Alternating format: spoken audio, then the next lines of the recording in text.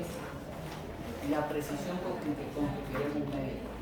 Si nuestro sistema de control necesita medir la temperatura de un horno de cocción de cerámica, por ejemplo, la medición de la temperatura tiene que ser muy precisa. En general, todos los controles de temperatura para procesos de cocción de cerámica, porque recordé que es uno de los procesos importantes. Cocción de galletas, una fábrica de galletas, uno no puede tener una medición de temperatura mala. Si bien tenemos ciertos rangos que podemos manejarlos, pero tenemos que manejarlos con cierta precisión.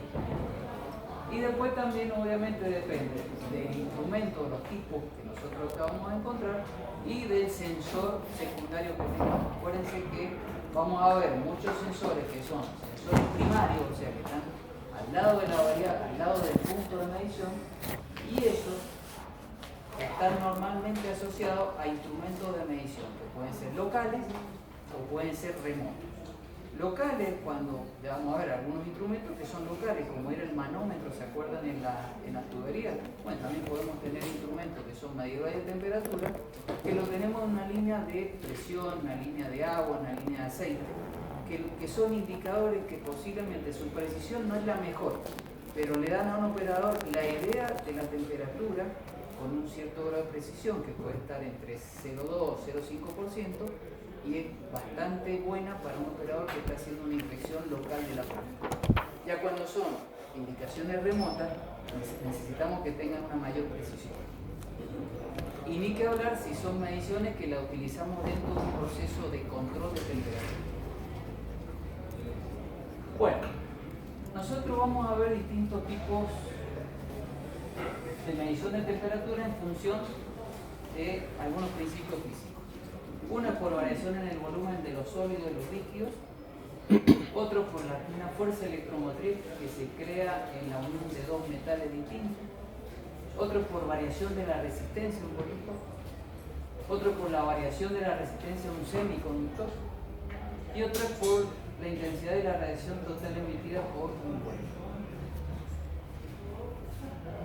Vamos a arrancar por variación de volumen. Este es el más común que ustedes ven, incluso el que hemos utilizado muchas veces en la casa para medir una temperatura. El termómetro de vidrio, el de mercurio, dije el de mercurio porque uno puede ser alcohol, pero es el más básico, donde nosotros lo que hacemos a través de una lectura en un vidrio es visualizar la temperatura que tiene el elemento por bulbo donde nosotros estamos tocando la variable. Obviamente, ¿dónde se utiliza eso? Estos son dentro de todo bastante precisos, se utilizan en algunos procesos, pero no tienen una posibilidad de una lectura remota. Fíjense que esto es un instrumento muy, pero muy local. Se puede utilizar en muchos procesos, pero hay que ver para qué. Seguramente para verificar una temperatura ambiente o alguna visualización muy particular. Dependiendo del fluido que está acá adentro, puede ser mercurio con capilar lleno de gas, pentano, alcohol, tolueno, son los rangos de temperatura para los cuales los vamos a utilizar. Entonces, en función de lo que tenemos acá adentro, son los rangos de temperatura que vamos a utilizar este tipo de instrumento. Pero repetimos, este instrumento no tiene lectura remota, es totalmente local. Ahora vamos a ver cómo por variación de volumen. Estos son los famosos termómetros de bulbo con capilar. Estos básicamente tienen una sonda que se pone en un lugar determinado donde hay una temperatura. Por ejemplo, bueno, mecánica. ¿Se acuerdan lo que es un cojinete? Sí. Entonces, por ejemplo, nosotros podemos tener... Vamos a imaginar un motor eléctrico. Lo voy a dibujar como un rectángulo donde tiene un eje y tenemos un par de cojines.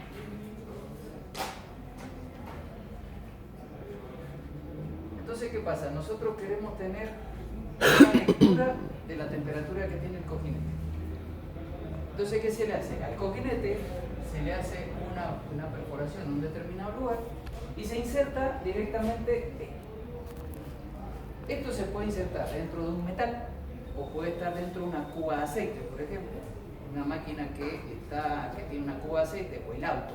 Vamos a hablar, si no tuviéramos los autos actuales, donde toda la instrumentación es electrónica, podríamos tener un termómetro de bulbo, donde esto básicamente es por dilatación del fluido que está acá adentro. Esto es como una espiral. ¿Se acuerdan cómo funcionaba el manómetro? Bueno, si nosotros acá de alguna manera asociamos, porque a medida que aumenta la temperatura tiende a aumentar el volumen y extenderse esta espiral. Entonces podríamos asociar una aguja al movimiento de esta espiral. ¿Qué tienen? Estos instrumentos están clasificados de acuerdo a lo que tengamos aquí dentro. Hay 4 clases y eso define también los rangos de temperatura en que se pueden utilizar. Lo que está acá dibujado como compensación es porque estos instrumentos, como verán, son sensibles a la temperatura y obviamente su volumen cambia en función de la temperatura. Si entre el punto donde voy a censar la temperatura y donde yo tengo el instrumento de medición que yo lo voy a leer, hay poca distancia, solamente se compensa la temperatura ambiente dentro de la caja, que básicamente es un bimetal que produce un par resistente o un par en sentido opuesto al sentido en que va a girar la aguja. Entonces, con eso yo compenso la temperatura ambiente. Cuando son capilares muy largos, ¿qué significa? Que entre el proceso y mi instrumento de medición, muchos metros, puede suceder que en todo ese trayecto, el capilar, porque a esto se le llama capilar, el capilar sufra también efecto de la temperatura ambiente. Entonces se debe hacer una compensación en el capilar y en la caja. Cuando digo en la caja es porque acá no he dibujado la cajita, está dibujada la cajita donde está la aguja. Estos instrumentos son muy delicaditos, porque cualquier quebradura que haya acá, automáticamente es destruir al instrumento. O sea, una quebradura no permite que el fluido se expanda, y si no se expande, no mide. Una quebradura puede producir la pérdida del fluido, tampoco mide. Entonces son instrumentos muy delicaditos. Donde están instalados, normalmente una vez que se dejan instalados, no se tocan más. El tema está que si hay fugas o con el tiempo uno los quiere recalibrar. ¿Qué significa recalibrar? Los lleva a una cuba donde uno pueda manejar la temperatura del fluido que está allá dentro, aceite, agua no, aceite, y pone un instrumento patrón y calibra esto. ¿Cómo lo calibra?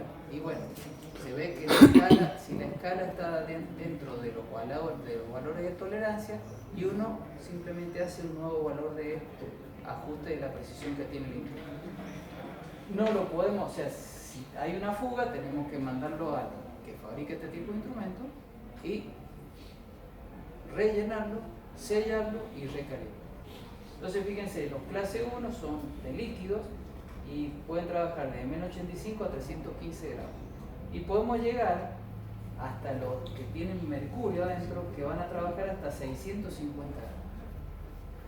Este instrumento, si no le usamos algo en el eje, sigue siendo instrumento de lectura local. O sea, que podemos hablar de una lectura remota desde el punto de vista de que tenemos el proceso y no sé, a 30 metros tenemos un tablero donde pongamos todos los instrumentos. Pero más de eso no va a llegar a una sala de control. Ahora vamos a ver los bimetálicos. Vieron que acá adentro hablábamos que hacíamos la compensación con un bimetal. Nosotros los bimetales, básicamente es que un metal cambia, cualquier metal, por efecto de la temperatura se dilata. Lo que pasa es que los distintos metales tienen lo que se llama coeficiente de dilatación. Todos los metales tienen un coeficiente de dilatación diferente.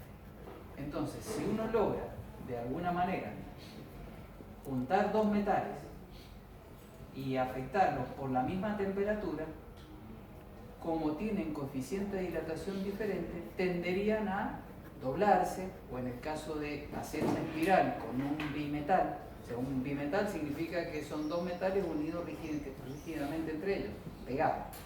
Quiere decir, si aumenta la temperatura, imagínense mi mano derecha es un metal que tiene un coeficiente de dilatación mayor que el de mi mano izquierda. Si aumenta la temperatura, este tendería a elongarse, pero este no. Entonces tiende a girar. Ese giro se puede utilizar justamente se lo arrolla, y esto es el eje de una aguja. Básicamente ese es un instrumento que tiene un bimetal, que como consecuencia de la temperatura lo que hace es girar y girar. ¿Por qué gira? Porque en realidad está tratando de desenroscarse, pero no se va a lograr desenroscar, simplemente lo que va a hacer es un giro, con lo cual nos va a dar una determinada indicación. Vuelve a ser un instrumento de indicación local. Ahora vamos a ver ¿se acuerdan que ya hemos visto por efecto de la dilatación o cambio de volumen? Ahora vamos a ver por efecto de una fuerza electromotriz, los famosos termopares. El termopar se va a hacer un efecto descubierto por el señor Civic en 1821, que si uno tiene dos metales diferentes, metal tipo A o metal tipo B, unidos en dos puntos, y tiene un punto frío y un punto caliente, se genera una corriente, se puede detectar la circulación de una corriente entre los dos metales.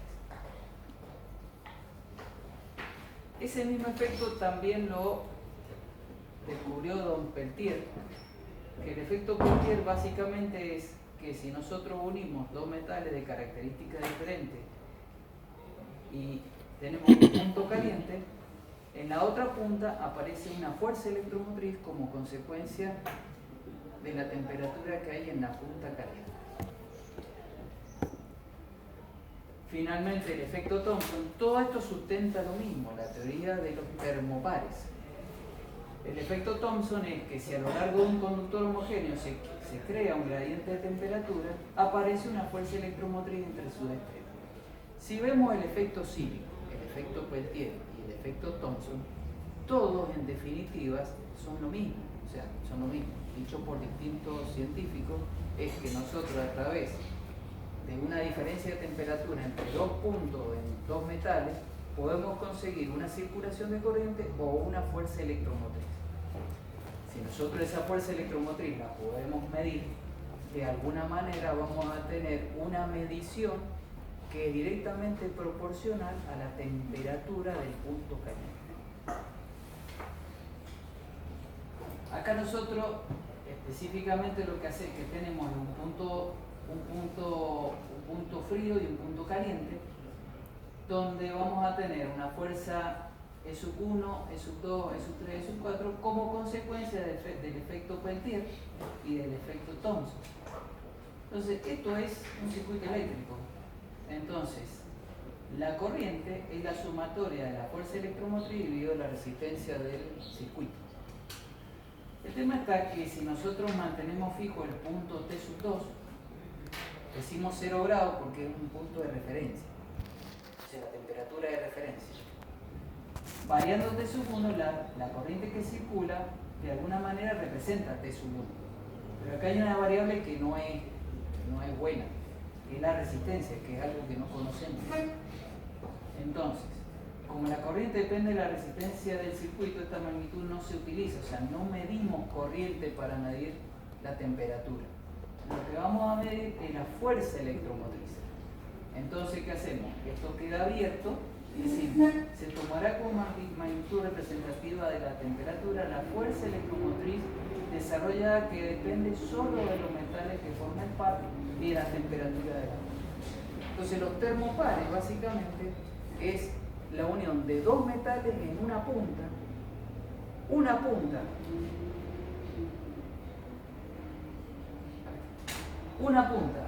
la tenemos en el punto de medición y la otra punta la vamos a tener en el elemento de detección de esa fuerza electromotriz. Normalmente son valores de fuerza electromotriz del orden de los milivolts, o sea, no estamos hablando de valores muy altos, o sea, no pensemos que medimos voltios, son milivolts. Por lo tanto, toda la electrónica que está asociada a un instrumento de este tipo de características para termocupla son instrumentos voltimétricos muy precisos y que pueden detectar valores de fuerza electromotriz muy chiquitos. Las termocuplas se definen por nombres tipo S, tipo R, tipo K, J y así sucesivamente, que dependen del material que componen la junta del termopar. Y en función del tipo de termocupla es el rango de trabajo que tiene. Fíjense que hay termocuplas que se utilizan hasta 1800 grados, entonces imagínense que en un horno de fundición de acero es muy probable que tengamos este tipo de sondas para medición. O se utilizan estos o se utilizan los pirómetros ópticos, que es por radiación ultravioleta.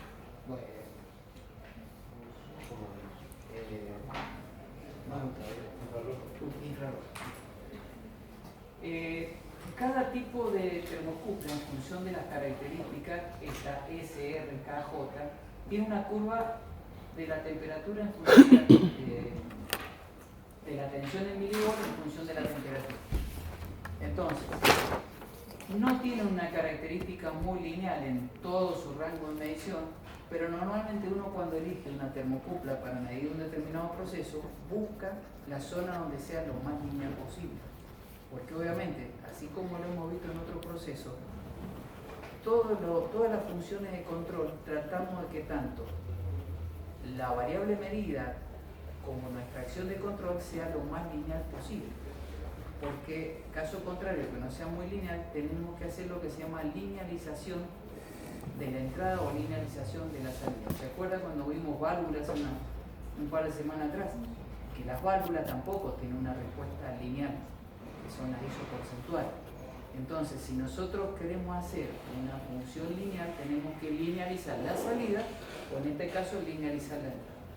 Pero en función del rango de temperatura que vayamos a trabajar, será el óptimo del tipo de termocupla que vamos a utilizar. Obviamente, también depende del proceso. Si vamos a estar trabajando en rango cerca de los 1800 grados y no vamos a usar una tipo J o una tipo T porque se nos terminan fundiendo, o sea, no van a ser. Las normas estandarizan, recién hablamos un poquito de cada una de estas. Acá es cómo la van a encontrar en los libros, cómo es su componente en función de los materiales. Y acá en función del tipo de termocupla está el orden de los milivolts que va a generar. Fíjense que son valores realmente muy bajitos. O sea, no estamos, miren 7 milivolts a 13.3. O sea, son valores pequeñísimos. Entonces, obviamente, el instrumento que yo tengo para medir eso es un instrumento de muy alta precisión. La termocupla, básicamente, dependiendo de la aplicación, está compuesta de un elemento donde está inserto la termocupla, o sea, es muy difícil que encontremos una termocupla así suelta, o sea, los dos cables con la juntura simplemente están dentro de una vaina. Este punto de que está expuesto al proceso, a lo que queremos medir la temperatura. Después, el largo de la vaina depende de dónde lo tenemos que insertar, o sea, depende fundamentalmente del proceso. Y después está lo que se llama el cabezal, que el cabezal es donde tiene los bornes de conexión para mi transmisión remota. O sea, acá yo no pongo mi elemento de indicación, lo puedo tener ahí cerca, pero yo de ahí voy directamente hasta la sala de control o un tablero donde tenga la instrumentación. Profe, ¿la vaina ahí está llena de glicerina o algo? No. ¿Hay aire nomás? No, muchas veces la vaina puede tener aire o puede tener algún material no conductor, algún material que básicamente lo proteja de, no digo de vibraciones porque esto no va a estar vibrando, es básicamente que se llena de, a veces tienen como grasa siliconada, o sea, para mejorar la conductividad térmica, pero acá no tenemos problemas por vibraciones, porque incluso donde vas a medir temperatura, seguramente es en un tanque o en un horno, en una caldera. Entonces Son lugares que está expuesto pero no está vibrando como sería una tubería.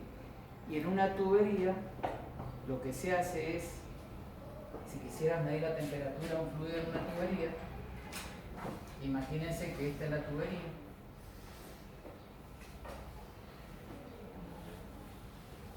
Esa es la tubería. Entonces, ¿qué se hace? Se hace un agujerito, se pone un niple arrojadito, una rosquita, y acá se inserta la vaina, que está arrojada acá. Y acá está el cabezón. Entonces no le afecta la difusión, porque está bien rígido dentro de la vaina. No hay efecto. Y de acá salen los hilos de conexión al cableado de donde tengan que ir. Bueno, hasta acá bien. Bueno, la termocupla como sensor de temperatura, la fuerza electromotriz que se genera es la misma, que la misma sea función de las temperaturas a las cuales está expuesta la junta de medición y de referencia e independiente del perfil de temperatura. O sea, a donde está el sensor, fíjense que acá básicamente esta punta es la termocupla. Todo esto no es termocupla. O sea que básicamente el punto de medición es este o este. Simplemente que cada tipo de termocupla tenga bien definida la relación de la fuerza electromotriz versus temperatura. Si es tipo K, tipo J, tipo B, tipo S. Acá lo que estamos viendo es una punta expuesta, que lo que tenemos son los cables de conexión que están protegidos, pero la punta está expuesta. Tenemos punta aislada, protección óptima, aislado eléctricamente, o sea, esto está totalmente aislado del proceso, o sea, no del proceso, está totalmente aislado del aire, o sea, no hay nada que me pueda afectar la juntura, mecánicamente. Ahora estamos hablando de un tema mecánico, que no haya nada que lo dañe. Y después junta a tierra, bueno, esto es básicamente que tiene una buena protección y respuesta más rápida, pero esto ya hay que ver después las conexiones al elemento de medición final, el elemento de sensado. Vamos a ver ahora medición de temperatura por variación de la resistencia. La medida de la temperatura utilizando sonda de resistencia depende de las características de la resistencia en función de la temperatura. O sea, todo metal tiene una variación de su resistencia eléctrica en función de la variación de la temperatura. Donde acá lo que estamos haciendo es que R sub T es la resistencia no a una temperatura T, donde R0 es la resistencia no a una temperatura de referencia ya determinada, puede ser 0 grados, vamos a ver que hay otras a 100, otras a 1000, ahora vamos a ver de qué se trata. Y alfa es el coeficiente de variación de la temperatura del metal. Estas son las famosas RTD o DTR, pueden encontrarlo como las RTD o las DTR, y ahora vamos a ver lo que son las PT100 o PT1000 o PT500. PT de platino. Entonces, nosotros ¿qué tenemos? Hay distintos tipos de termocuplas, pueden ser de níquel, de cobre o de platino. Las de platino son una de las más comunes que ustedes van a encontrar en la industria. Las entradas, la DTR tipo PT100. ¿Qué significa PT100?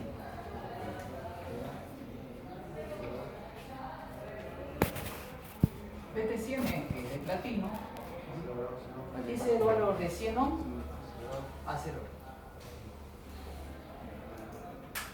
Y la PT1000 es 1000. Y la PT500, 500. Normalmente las entradas de los PLC, ¿se acuerdan de que ¿se acuerdan que hemos hablado cuando hablamos de PLC que nosotros tenemos entradas analógicas, entradas digitales, y hay entradas que la de pulso, la que vimos para entradas de